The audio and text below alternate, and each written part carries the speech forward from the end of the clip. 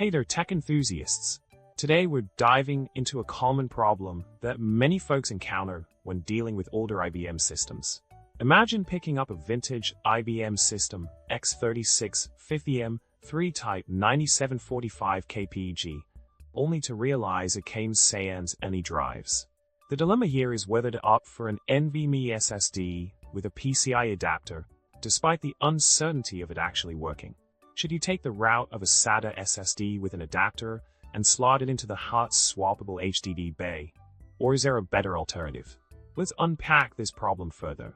In addressing this problem, it's essential to highlight the intricacies of the solution. If the system lacks native NVMe slots, it's highly probable that booting from an NVMe device won't be feasible due to the absence of NVMe drivers in the system firmware, BIOS. Thus, the ideal approach would be to leverage a SATA or SAS disk for the operating system.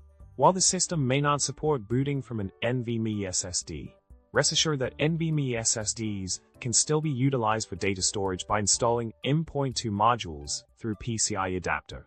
This way, the OS brings its own NVMe drivers, rendering the firmware irrelevant, as NVMe SSDs become regular PCI devices that don't mandate specific platform support.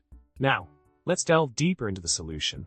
For Linux users, an interesting workaround exists. By partitioning the boot partition on SATA and the root partition on NVMe, Linux can harness the NVMe driver within the initramps of boot, enabling practical booting from NVMe. Some servers even feature an internal SD card slot, facilitating this process without sacrificing a disk slot.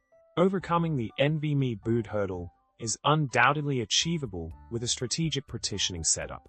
In wrapping up our discussion, we've explored the challenge of integrating NVMe SSDs into older IBM systems like the x3650M3.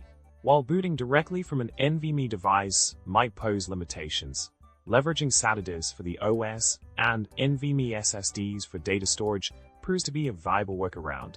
By adopting innovative partitioning strategies, Linux users can even navigate the NVMe driver obstacle, enabling seamless booting from NVMe. And there you have it, folks. Remember to like, subscribe, and drop a comment below with your tech dilemmas. We're here to help. Until next time, stay tech savvy.